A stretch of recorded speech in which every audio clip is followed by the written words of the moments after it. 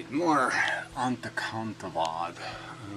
Anyway, look, it's the only person talking, so we respond to it, but I don't think you're going to get anything from the other nihilist type negators of what really is the story of our existence, which isn't a good story. Born of Monster, and we're still monsters. It's the truth. Yeah, the whole thing is kind of monstrous, this whole parasitic existence thing. And even without the parasitism, just the whole make a need, you know, to resolve a need. Make a need to resolve a need. I mean, it's not very clever. And then when some of the needs are made out of actually like, I need not to be tortured, that makes it even more insane. And so yeah, they all just run away from this truth, pretend that they're riding some kind of tiger because they have mastered this truth. They haven't mastered it, they've run away from it. You can't ride what you're running away from. It's just not possible. So anyway, I gotta play some of this crap because it's just such magical crap. I mean, it's just such spectacular crap. It's like the just, whoa, look at that crap. It's such crappy crap. You have to, you have to point out the little shiny iridescent bits and whatnot. So we're at the stage where he's doing the, he does a second video, and I guess maybe I'll play that if I got time. At this rate, I'm not going to have time. But doing this bullshit, there's no value. There's just taste differences. So there's no rational truth about a good or a bad in the world. There's no such thing as a good or a bad event. You either like applesauce or you like smashed bananas.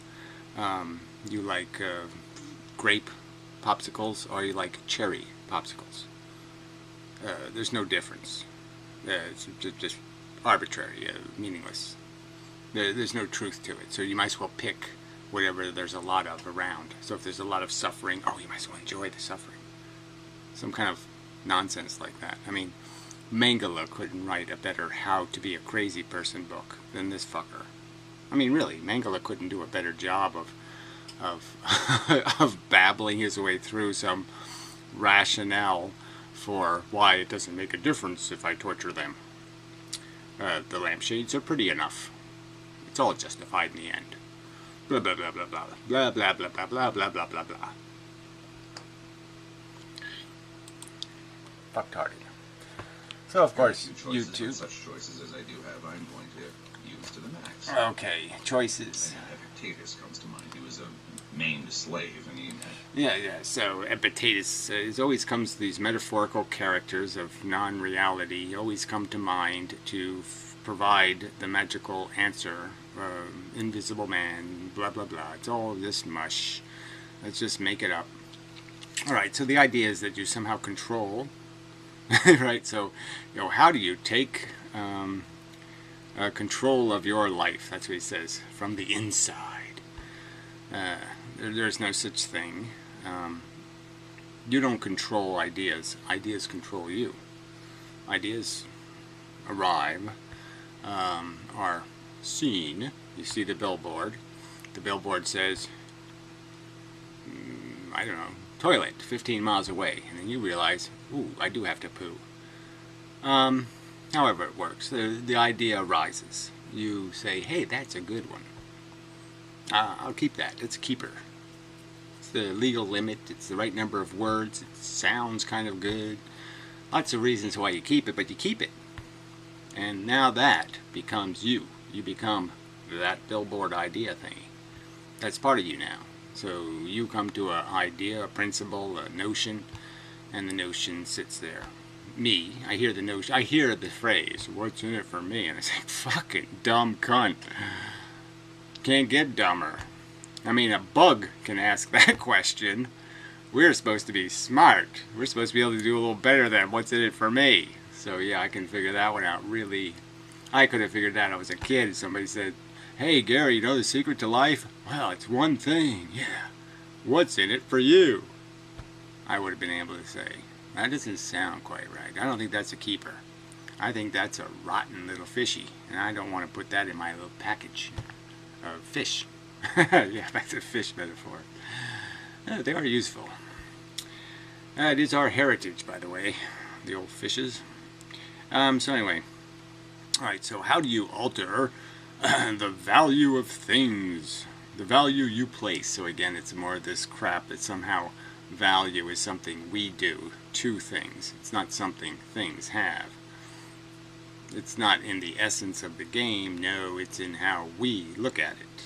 And it's just, like I said, I mean, I would like to see the experiment, you know, an art link letter kids show, and just just to tell that to kids, just say to kids, everything that's good or bad in the world just has to do with whether you think it's good or bad. So it's really okay to punch him in the ass, nuts, whatever,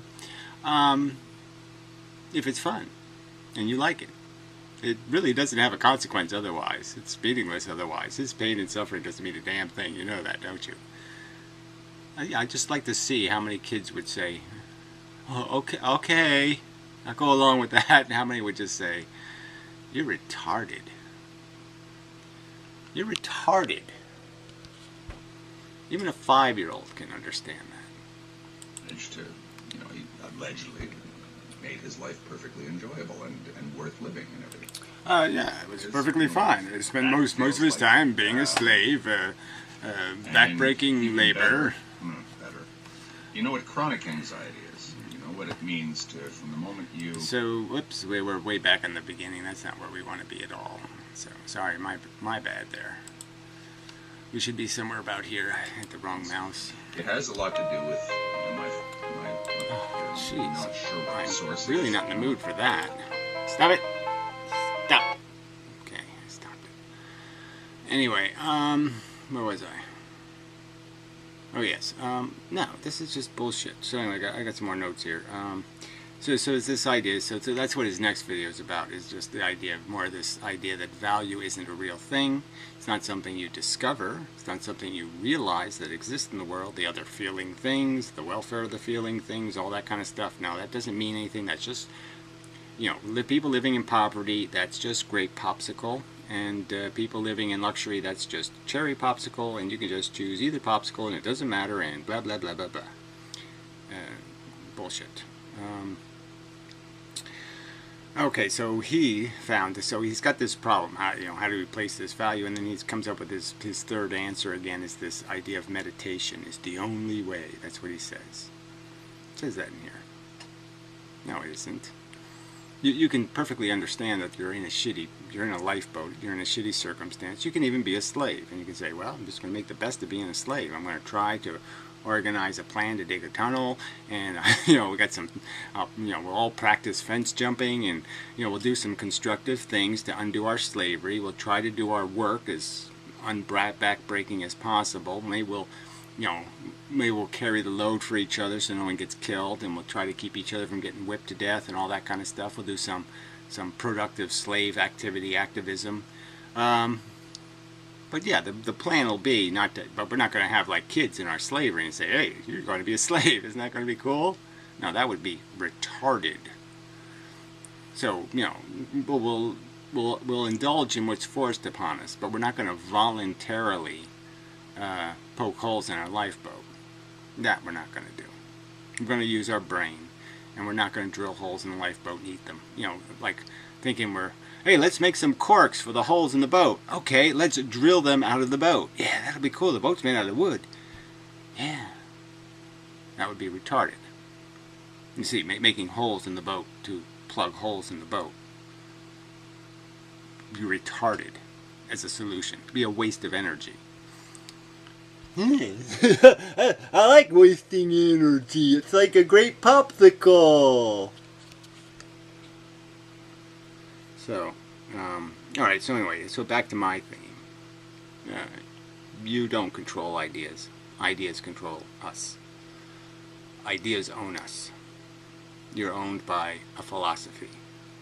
an ideology. You don't pick it, it picks you. Plain and simple. And it does so through some sort of exposure. Now, I suppose if I was a more creative, more brilliant person, I could explain this in such a way where you would go, oh yeah, I get that. Instead of being repulsive in my personality and obnoxious, where some of you just say, I'm not listening to him, he's a smelly, nasty person. And so I'm not going to be able to convince you because you're just negating everything I'm saying with some sort of, you know, negation spill. You know, because he's the boogeyman. He's the nasty word man, or he's the nasty attitude man, or some kind of bullshit like that. And all of that crap shouldn't really mean anything. It should just be about what's written on the billboard. You know, not what font it's written in. You know, not how, whether it's bending like a rainbow or something. I shouldn't have to write the words in rainbow font. But the idea should just say, yeah, okay, that makes sense. Now, I think it should make sense to you to understand that we evolved on this planet, that the whole process of evolution is kind of a disgusting thing. I mean, who can sneak around and eat things with the greatest efficiency? The praying mantis from before, I went out and looked at him again, he had another different bug. And then he ate the frickin' one I just took a picture of. So far today, 3. That's the only ones I'm counting. You know. Came to a dismal, horrid end. Now, if you can't appreciate that as not being a great game to be playing, you know, who can snare something and eat it from the belly button out the quickest or the best or the most efficiently, that's a crappy game to be playing. That's the game we're designed to play. Not a good game. I mean, I really shouldn't have to explain that that's not a good game. That feels like... How do we get back to the beginning again? I guess I keep hitting some kind of wrong button. Quit hitting the wrong button, Gary. See, that's how easy it is to solve the problem. See, you identify the problem. See, he's saying all these, that's what he says in the other video. It's all intractable, we can't fix any of it, we can't do anything. So not only can we not improve the quality of life on Earth, we certainly can't stop life from existing. So he just has these written axioms that state the futility of any good-doing effort. So that's the Nietzsche part. Nietzsche said all good deeds end in Randian failure. That somehow there's no way that sympathy or decency or compassion or being fair or trying to be fair or any of that stuff could ever make any goddamn sense, because it always somehow fails. Because Stalin shows up and he eats the tablecloth, and therefore you can't have the party. You know, some kind of absolute crap of a presumption. No truth to it, no facts to base it on, nothing. Just an establishment of a truth. Let's just establish as true. It's absolutely useless for you to try to improve the condition of the human condition or any other condition on this planet. That's the premise of his philosophy. Somehow that idea has stuck because, well, that gives an excuse to not have to do any work. So that's that simple, right? It's like a doctor saying, hey, it's futile this fighting disease and stuff. So now I can just sit on the couch. And, you know, of course I still got my patients still have to pay Medicare taxes, and I still get paid, right? But I don't have to do any work because, yeah, game's over. It's no good. There's no point in it. Fuck. Your own value assessments of everything in life to sort of see the other side of things. So that's another thing he keeps doing. He talks about him riding tigers and having this vision where he sees everything from every angle. What a crock of shit. He sees everything from every silly, stupid, and retarded angle. So if there's a funky, weird pair of glasses to wear, to look at, you know, a distorted pair of glasses with which to look at the world, he puts those on. But what he never does is take the glasses off. He never looks without distorto vision. Hardly insightful. Hardly somebody admitting the simple truth, which is we're fucking robots designed to consume, reproduce, and basically cannibalize through addiction. That's it. And if you turn those letters around a little bit, you get crap. We're crappers. It has a lot to do with, my one of my favorite tools, Anekantavada, Syadvada, and all these sorts of things, where it says that there's any number of different ways that you can view anything. Right, which doesn't make any sense, right?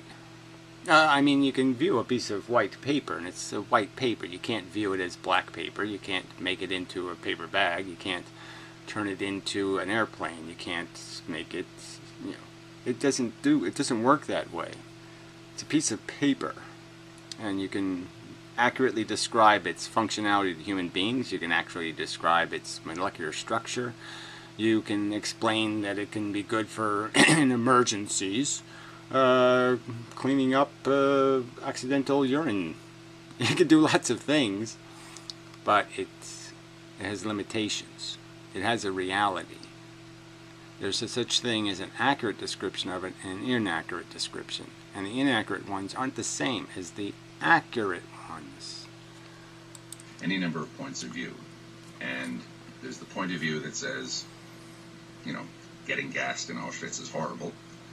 There are other ways to... yeah, well, as a way to die, maybe not. But we're saying that what's horrible is spending years in a concentration camp and starving to death and barely surviving the blights and horrors and miseries of the neglect you're existing in. The cold and the disease and the shivering and all the rest of the horrors that go with it, the pain and suffering. Now, that's a different equation. So yes, if you just take the actual gasping for your final breath, well, we're all stuck with that one. We're all going to get gassed to death in some way or another. The point is should we live our lives trapped in a camp, deprivated, or should we live our lives in some better place where there's kiddie pools and butterflies? Not too many praying mantises. See, that sort of thing. Start talking about that, though, and watch what happens. Start saying that, okay, let's say that it is my fate, that I am, I know that this is coming, that it's going to end with me getting, dying horribly, etc. And that I can't escape it. Well, look, this isn't the subject, right? See, I mean, he guises this in this idea of deliberate life affirmation, as if this is a conversation about what life is. And he's just making it a conversation about some fake world where you can fix nothing, you can't escape Auschwitz, and therefore, what do you do with your existence? Now, I would argue that, frankly, somebody could figure out that if I know I'm just going to be tortured and then eventually killed, that, yeah, I could probably just pass on doing those last 3 years, and it would probably be best to drown myself in a bucket of water. Frankly. I mean, there's no point in trying to make something out of that much of a sow's ear. I mean, because it's going to reek. You're not really going to be able to fix the miseries of having your teeth rotting out of your head and all the other things that are going on. Those are going to be real hard misery. And it's not going to be just something, well, I'll just whistle while I suffer. Bullshit. That's just bullshit. So it really depends on how bad it is. But if the incarceration is more benign, well then yes, be a good trooper. Make the best of it. But don't make more of it. That's the question. The question is this a game worth playing? Is it worth perpetuating? Worth pulling straws and dragging little game players into? Is it worth putting the pieces on the board involuntarily? No. Okay, what can I do now? Do I just scream and panic for the rest of my existence? So who's he comparing this to? Is Ligotti doing that? Is David Benatar really screaming and going, oh me, oh my, and hysterical and, wetting his pants and blotting it up with paper? Is that happening somewhere? No, that's not happening. So this is just such a fake duality, as if these are your choices. Either be a man like him and ride the tiger, or be a screaming, hysterical little girly boy.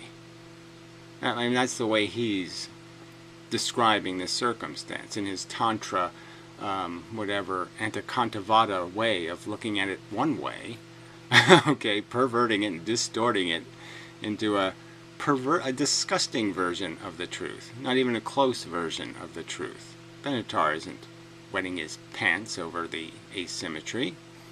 He's bucking up and saying, well, gee, we'll do the best we can, right, fellas? Be good little troopers, fight, fight, fight, but yeah, let's not make more babies, because this is stupid. Okay, I'm sure that that's what most people would do. Is there another way to deal with this? So he'd say, most people are going to be our little wimpy girly boys, and they all go screaming hysterically when it's time to buck up and try to do something for society or the culture.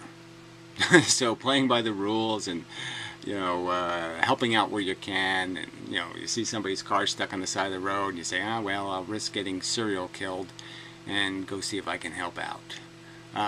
Making those little bits of effort, right, is the burden. Oh my God, it's just too much. Just crushes you entirely to try to do your little bit to fix it, not break it, fix it. I'm not saying that anybody else has any obligation, or that I'm encouraging anybody to do this. Right. I just insulted everybody else by saying you're all girly boys because you think there's a problem in the world, because you think there's such a thing as unnecessary and excessive suffering, unacceptable levels of horror and misery. But I'm not making any judgments. Sure you're not, liar. I'm simply explaining a point of view. I'm simply explaining how... No, you're not explaining it. You're declaring it. Okay? These axioms don't have any evidence behind them. Your statements have no evidence behind them. It's all okay. There's just the right amount of suffering in the world. It's no problem. Go ahead. Lay your eggs. The nest is stable enough. That's your argument, but you have no evidence to back it up. You have no explanation of exactly how you say it's okay that there's people in mental hospitals having horrible experiences just constantly, chronically. That's okay. People with chronic pain, chronic diseases, people with all kinds of misery. And you just tell us all it's all okay, and that means it's all okay. Not because you have some evidence or statistics or facts. This is because you say so. You say it's okay if I torture some people, because who cares? They're just people. They don't mean anything.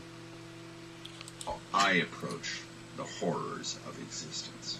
So again, how he approaches it, that's the subject. So whether life is affirmable or not is all dependent on on his approach. And that doesn't, and his approach is, I don't believe in any truth, and I certainly don't believe in any value truth. And that's a reasonable approach. So again, if I was to take this to a room full of 6-year-olds and start talking about how there's no real value, there's no, like, I could show them AIDS virus and the sick people from AIDS, and I could show them penicillin and the well people from penicillin, and I tell them, hey, there's no difference. AIDS, penicillin, same shit, doesn't matter. Take blue pill, green pill, go ahead, doesn't matter. Yeah, it matters. Or how I would like to approach them, I guess. And the main tool that one uses, and it's certainly the main tool that I get from my studies of Tantra, is love. Yeah. Okay. So he's using this word just to say that you somehow have to become friends with your enemy, so to speak. So you, like Mengele would, you somehow get your dick hard in connection to other people's suffering. Like, oh yeah, okay, I can see, can I make my dick hard when I think of somebody else screaming in pain? That's all he's doing. Okay, he's fetishizing suffering. That's all he's describing, right? That's what this Tantra crap is. It's basically learning how to jerk off to the cis, to look at the turds and build up a hunger for them, and a desire to give them blowjobs. You love that which horrifies you. Yeah. So, I mean, I go to the classroom with 6-year-olds and I say to them, you love, let's say you don't like vomiting. You love vomiting. Vomiting, you love it, and then it'll be okay. Vomiting won't be vomiting then. You get it? And then, like, I could stick a freshly picked cucumber from the garden and shove it in your little butthole. Okay? Yeah, it'd be bad touch. But let's just forget about the bad touch part. I'm not doing it for my own entertainment, let's just say. I'm just doing it for an experiment. And shove it in your ass. And you can learn to love that. I suppose people do that. I mean, frankly. But is there any reason to do that? Is it logical? And that's really not a good example, right? Because what we're really talking about is you could love running over a cat.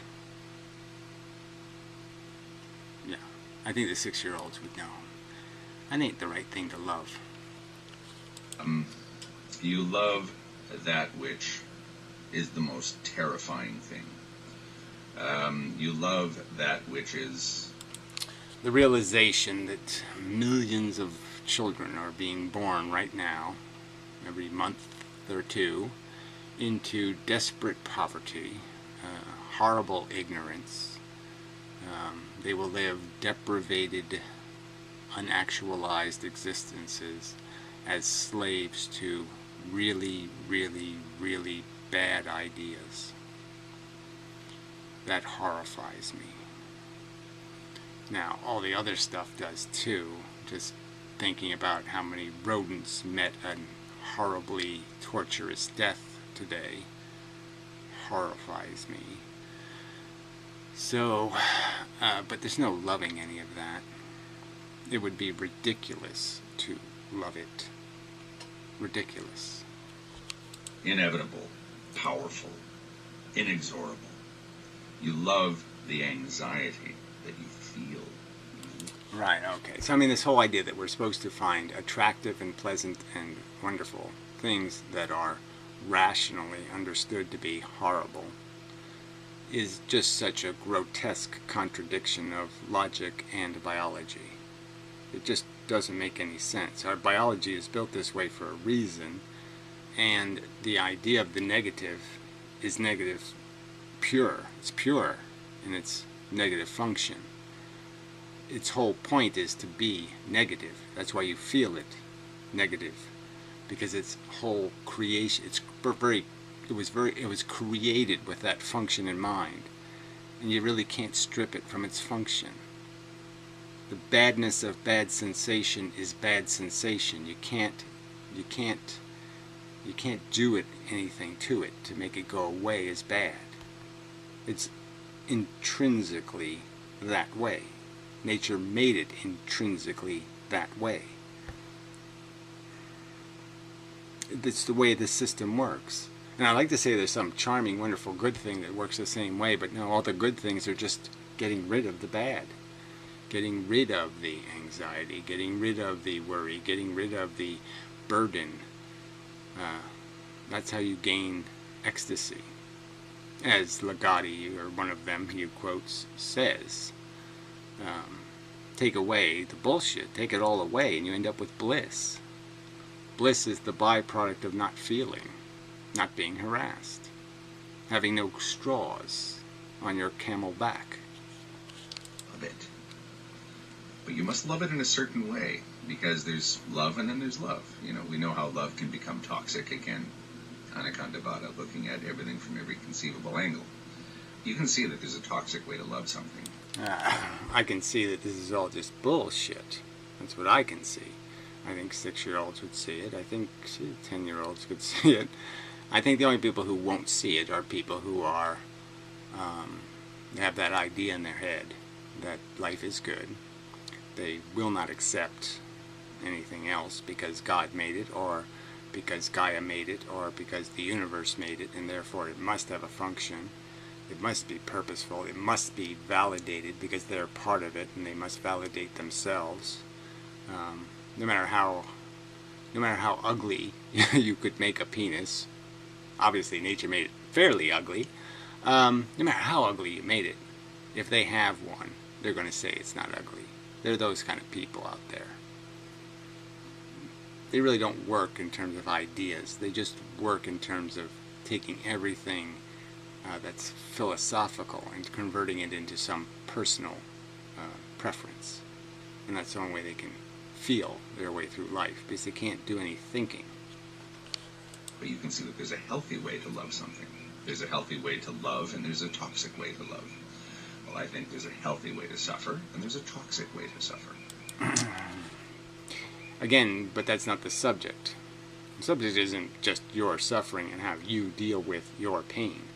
The subject is what you should be imposing on others. How many cats you should run over. How much you should be feeding the meat grinder. The engine of the meat grinder requires fuel.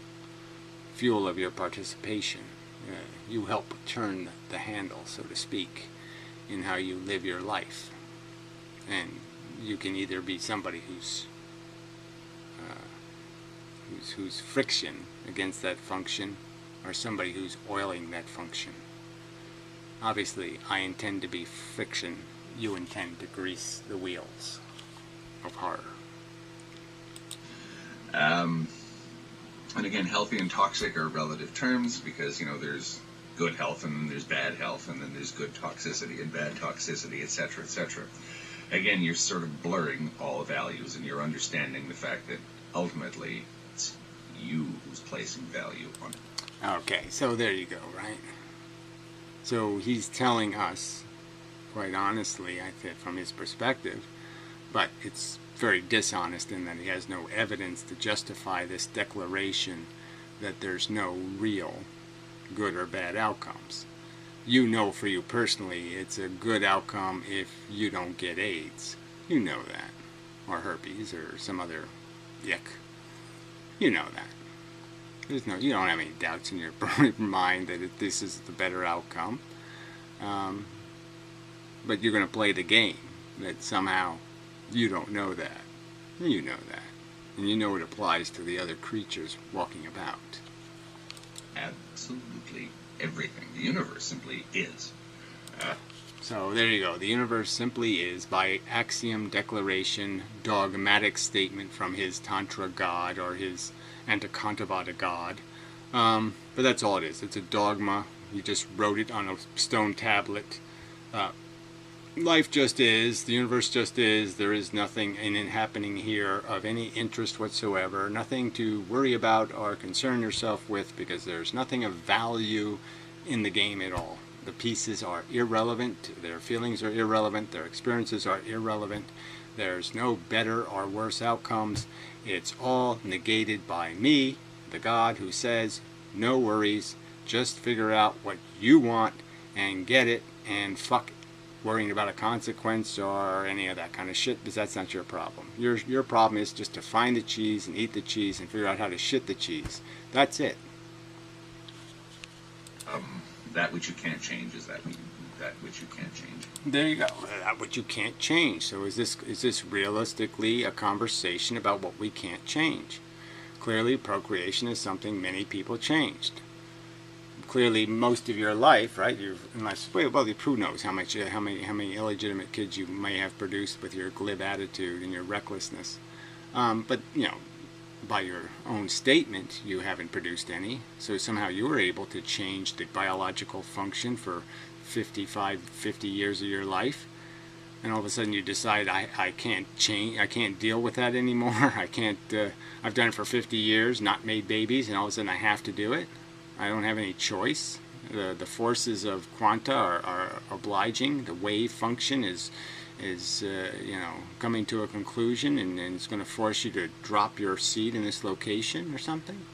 What kind of bullshit are you going to use as an excuse? Clearly, we're quite capable of responding to a world that's a mess and realizing there's no point in making more mess makers. And then unless you plan on making a kid who's going to be some kind of fucking Gandhi saint and live a pretty dismal life as being a saint, you got no business making one of these monsters.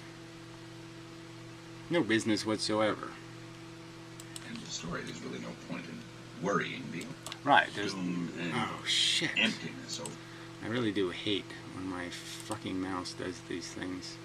time, and you're trying to alter Okay. the suffer. I have to play it again. Sam. And again, healthy and toxic are relative terms because there's Yeah, good that's all health and kind then of there's bullshit. bad Yeah, health and then there's good sure, toxicity. sure there and bad are. Yeah, sure, toxicity, sure et there is. cetera.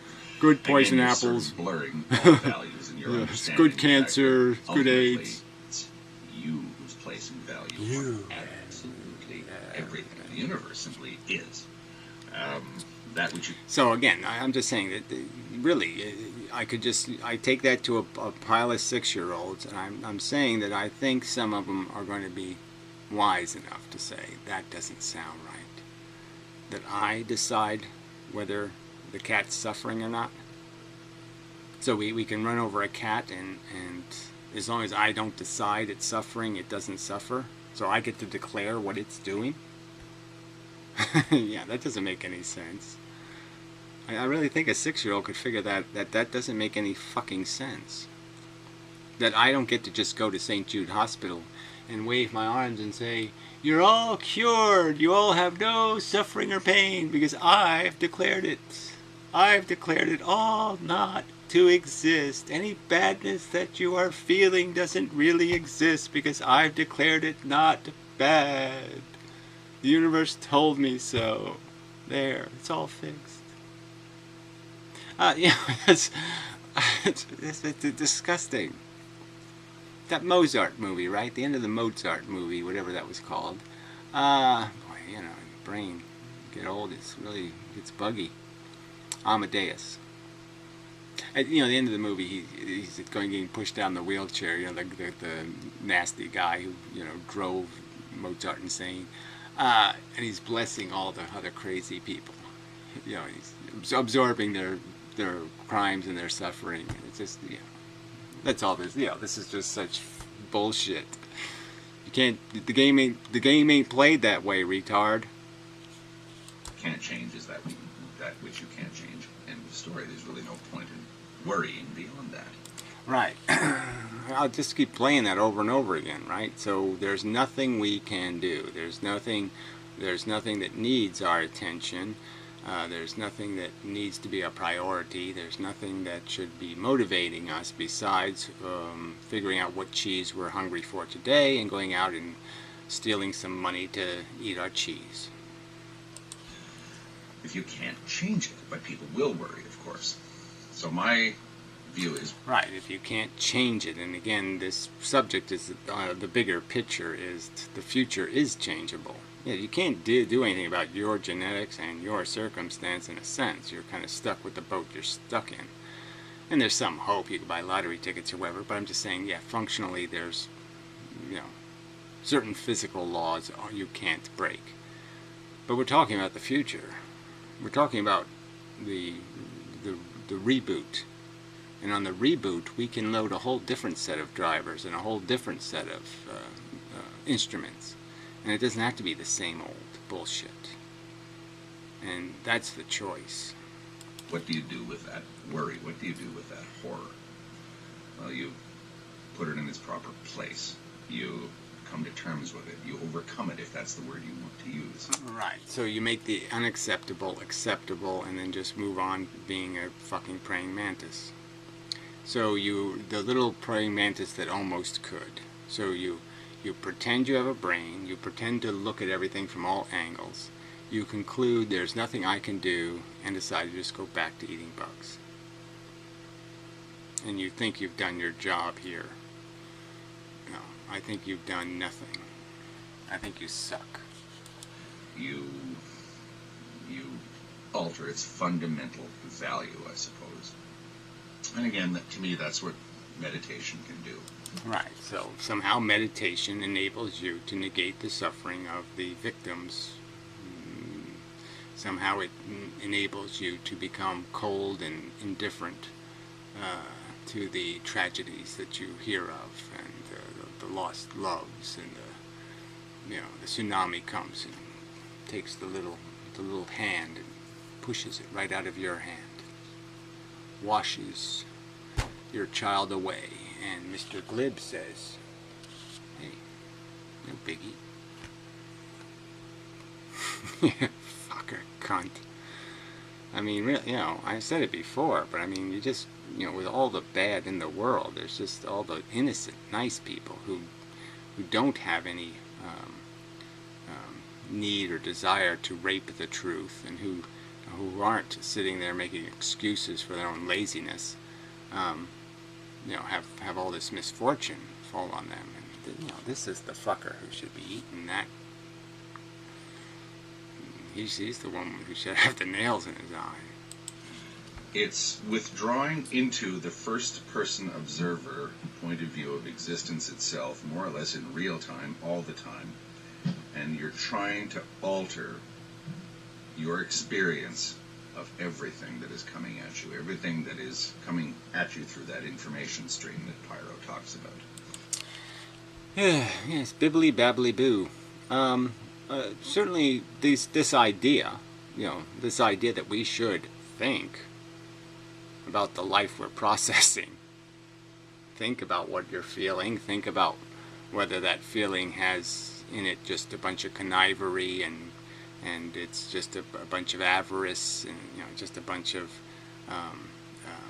ego.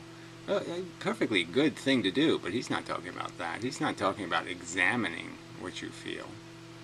He's just talking about get a boner for it. He's just talking about manifest a passion to swim in sewage. Love the turd. You can't change the fact that there's an asteroid about to hit you right between the eyes, but you can change how you experience it. Well, whatever. Let's say there was an asteroid coming, and I mean, you don't, you know, and it really just don't. There's nothing constructive you can do. Is there really some way you planned for it? I mean, what, you put out your lounge chair and you play your music, and I mean, what, you know, as a practical matter,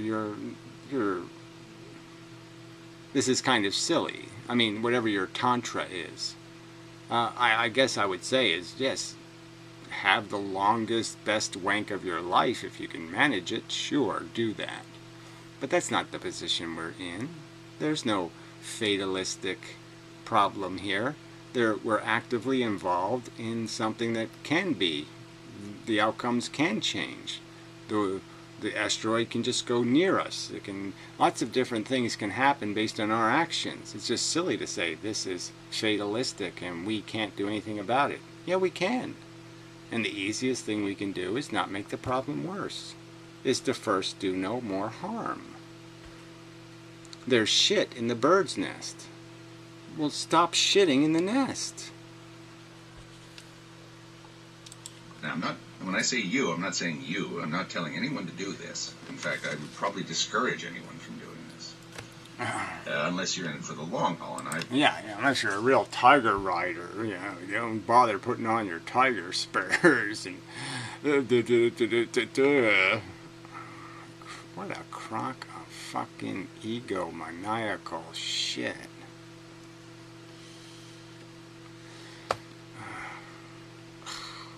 Been into this more or less for 30 years.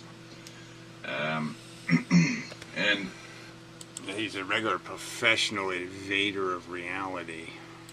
I'm not really saying that this is a valid point of view for everybody or a valid path to tread. In fact, well, again, it has this whole idea that it's for everybody or for this or for that. No, the purpose is whether or not you think this is how you actualize something called productivity. And the fact is you've negated the existence of this concept altogether. There's no such thing as having a good life in the sense of producing something called good in the world. There's only your perception. So all there is what I feel, what's in it for me. That's your philosophy, that there's no other game being played here. There's no other pieces involved. And it's just, again, if I took a room full of 36-year-olds or 7-year-olds and I said to them, this is how reality works. None of what happens to everybody else in this room doesn't fucking matter. The only thing that matters is how you feel. I just think that most of them would be able to say, that just doesn't sound right. I don't care how many ice cream sandwiches you give me, I'm not buying that. In most traditions, that's called the left-handed view of things, where everything that is profane, everything that is what we call evil, everything that is terrifying, everything that is horrible, is that which you seek to love. Instead of... Right, so again, the contradiction, the imbecilic contradiction just can't get any richer, right? This idea that you're supposed to, in some way, enjoy love, have intercourse with the nasty bits. The nastiest of bits. You might as well be suggesting, go, look, we're all going to be corpses in the end, so learn how to fuck a corpse. I mean, it just doesn't make any sense. Trying to run away from the devil, you're trying to turn around, look at the devil, and offer him your hand and say, look, we don't necessarily have to be antagonistic here. I don't want to be... Okay, we don't have to be necessarily antagonistic. I don't have to be necessarily antagonistic to the idea of a 6-year-old kid with leukemia. I think I do have to be antagonistic towards that concept. I think I should be antagonistic towards the concept or the idea of some drunk going out tonight and running over a family of 4 and whatnot and blah, blah, blah.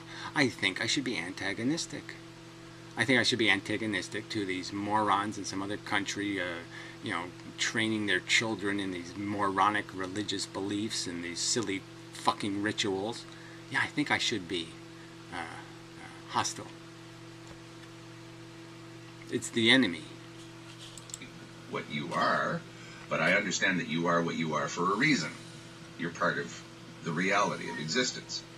So instead of me... So again, it's like we can't negate any of these realities. We can't come up with morphine, or we can't come up with any way to mitigate against the horror. We're supposed to just enjoy the horror or whatever, accept its existence, and not fight it.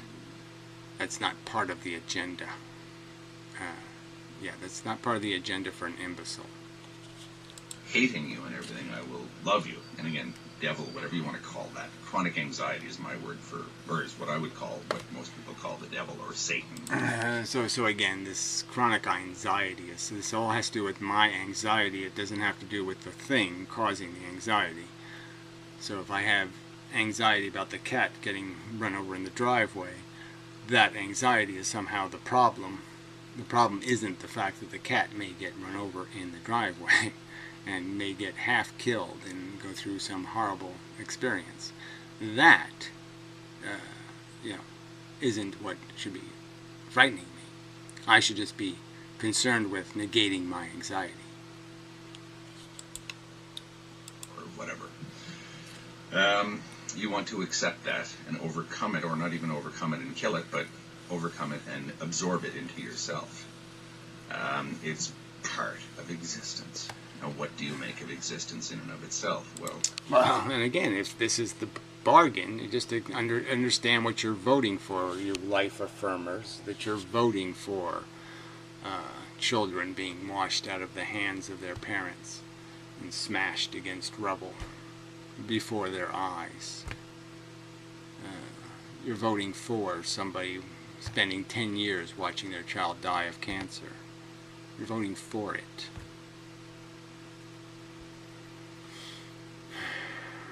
Having a kid paralyzed in pee-wee football, and then spending the rest of your life caring for that crippled child.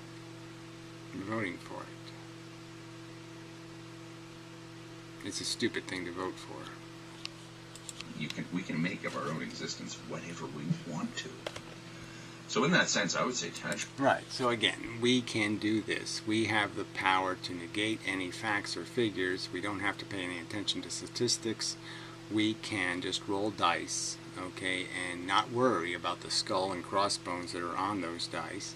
Not worry about the implications into the future. We can consume all the resources. We can pollute the planet. We can do this. We can do that. And it's all okay somehow because it's not my personal problem.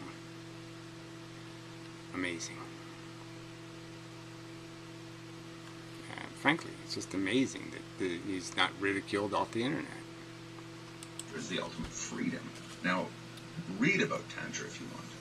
You'll find it the most bizarre sort of philosophy out there. And the more you try to explain it to people, the more people just go, which is kind of... Yeah, well, what they should go is, holy fuck, it's the Mengele Handbook. Who the fuck would reprint that? How to be a Mengele by Antakanavada.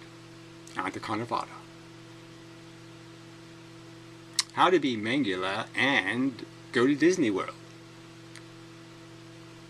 And have fun doing it. Why it's a bit difficult to explain what you're talking about. But in a nutshell, what it means to me, yoga, hatha yoga, where I train my body to respond to whatever impulse, whatever I want it to do, it does, I want to...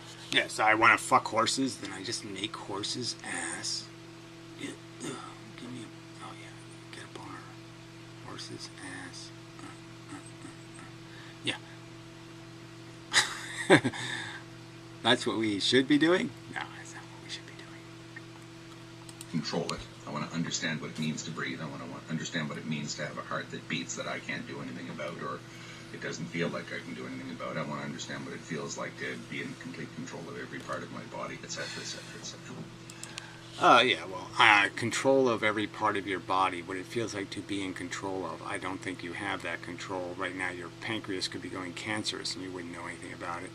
I mean, Jesus. I just can't wait till a gallstone gets you or something. Same thing for your mind. Same thing for your emotions. Same thing for everything. You want to control everything that you are.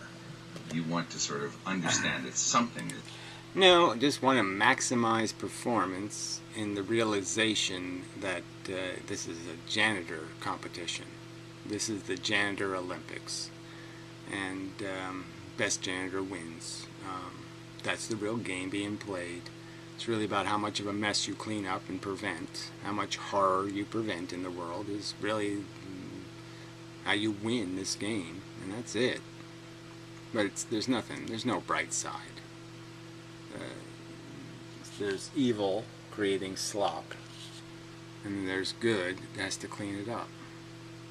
That's all there is. You're either on the side of good, or you're on the side of evil. Stupid, smart. Same thing. Stupid, smart, same as good, evil. Same thing. In control of some part of what you're experiencing. Which is why I kind of steadfastly refuse to say that I'm deterministic or I believe in free will. I'm more of a determinist than I am a free will type, but again, there just seems to be so much evidence that we do have what the Greeks called prohairesis, which is, the faculty of choice. Again, the ideas will make your choices. They'll make the decision. The strength of the ideas. I have the choice to, at any moment to do something I know to be wrong. But the knowledge of the wrongness will float. it'll own my boat. And my boat won't sail some other way. The ideas, the strength of the ideas will decide your fate. And that's it. There's nothing else going to do it. It's your principles, what you know to be. But yeah, those ideas, it's just ideas. They have the power. Once you realize that your suffering is not the only suffering, you can't avoid it. It's your brain's going to remind you of that truth when it's time to pick straws and put them in other people's pockets. We have some options, however minute they may seem. Those small options that we do have, i.e. to love or to hate things. Well, I mean, those would be the quite obviously big ones. And those are clearly ones we don't really have any control over. So that's almost silly. I mean, we run into that problem all the time where, that's like saying you can control what your food tastes or something. I mean, some of that's just, you'd have to spend an awful long time to learn how to love the foods you hate. Be an awful lot of work for what accomplishment? Nothing. But to say that you have a choice, well, obviously you don't. Ends up being actually a bigger option than any of the other ones. And that is what, to me, Tantra is. It's a means of teaching us, or for us to teach ourselves, or to so mold ourselves. So mold ourselves. So he's just really saying it's the idea of the idea controlling what other ideas get to be in the idea packet. That's all it is. So Tantra is an exclusion idea. So the first exclusion is any ideas that have anything to do with a rigid reality are negated. Any idea of a truth is negated. So that's the initial part of the idea. But it's just like the Muslim nuts, right? They just exclude all other. If it didn't go through Mohammed's brain, it's not something you're allowed to see. Only what Mohammed saw are you allowed to view, in a sense. And so that's the idea. So that's the first idea. All other ideas are wrong. Only ideas connected to this idea are valid. So if it doesn't have the same color as this idea, then it can't join the club of ideas. And that's all this guy's doing. Love, accept, and expect, and I guess ultimately enjoy everything about our own existence. Not an easy thing to do. Well, it's just absolutely silly. So, I'm sorry, you don't enjoy even having the flu. I mean, it's just silly. It's silly. It's conceptually silly. Well, plenty of people would say that it's the most foolish and futile way to live, because you're never going to achieve that. No, but what else is there to do with it? Ah, there we go. What else is there to do? There's the being rational and applying logic to the problem. Realize that there's too much sewage. Okay, there's sources of the sewage, which are recklessness and sloppiness and stupidity and ignorance, and that all of those are correctable. And that the correction, the first easiest correction, is to plug the holes. So there's two problems. Okay, your boat's sinking in sewage. The sewage is rising fast. And the first problem is, the deeper it is, the easier it is to drown, some kind of scenario like that. Well, I'm making this more complicated. But obviously you can tell what the problem is. You can see the bad stuff. It's quite obvious. And the sources of the bad stuff is also quite obvious. And those corks are easily placed in the source. You can't, like, say if you can't cure a disease, you maybe can cure the actual thing creating the disease, that kind of thing. You can't cure malaria, well, maybe you can stop the mosquitoes that spread it, that kind of thing. But that's what your brain does. It comes up with solutions. It doesn't run the fuck away. All he's advocating is run the fuck away. Buy a lollipop and a balloon, tie the balloon to your big fat nose, and then just, spend your day as an imbecile. Really? Think about it. What else is there to do? Instead of being horrified. Maximize your performance. That's what there is to do. There's a bus, it's moving, it needs to be driven.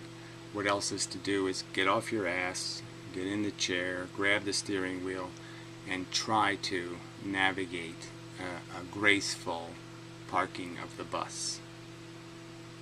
By the sheer futility of engaging in something like this, ask yourself that realistic question. Got a better idea? Yeah. Look, frankly, I really don't see any point in contriving all this nonsense. If the idea is escapism, then yes, just watch movies and jerk off. If you're just going to give up, why try to change reality at all? Just isolate the reality you're exposed to and disappear in a simple entertainment. Much simpler than making yourself like eating poo. Just don't bother